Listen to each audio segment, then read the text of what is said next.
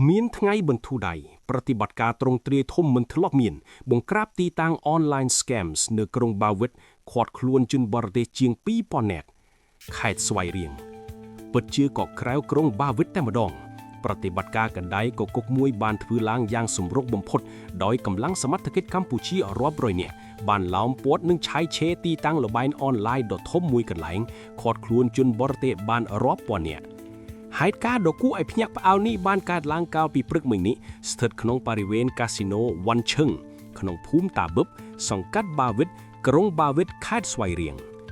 ប្រតិបត្តិការនេះដឹកនាំដោយផ្ទាល់ពីសំណាក់ថ្នាក់ដឹកនាំជាន់ខ្ពស់នៃអគ្គស្នងការដ្ឋាននគរបាលជាតិដោយប្រើប្រាស់កម្លាំងជំនាញសរុបប្រមាណ700នាក់សម្រុកចូលឆៃឆេរអគារចំនួន22អគារជាលទ្ធផលដ៏គួរឲ្យកោតសរសើរសមត្ថកិច្ចបានឃាត់ខ្លួនជនសង្ស័យបរទេសសរុបដល់ទៅ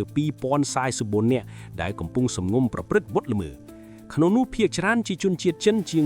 1700នាក់ក្រៅពីនោះមានវៀតណាមមីយ៉ាន់ម៉ានិងសញ្ជាតិផ្សេងទៀតជាច្រើនទៀតអ្នកនាំពាក្យរងក្រសួងមហាផ្ទៃបានគូសបញ្ជាក់យ៉ាងម៉ឺងម៉ាត់ថាប្រតិបត្តិការនេះគឺជាសារព្រមានចំទៅកាន់ក្រុមអ ுக ្រិតជនថារាជរដ្ឋាភិបាលកម្ពុជាក្រោមការដឹកនាំរបស់សម្ដេចធិបតីហ៊ុនម៉ាណែតនឹងមិនបន្ធូរដៃដាច់ខាតចំពោះបទល្មើសឆបោកតាមប្រព័ន្ធបច្ចេកវិទ្យានេះលោកបានលើកឡើងនៅប្រសាសន៍ដ៏មានន័យរបស់សម្ដេចតេជោហ៊ុនសែនថា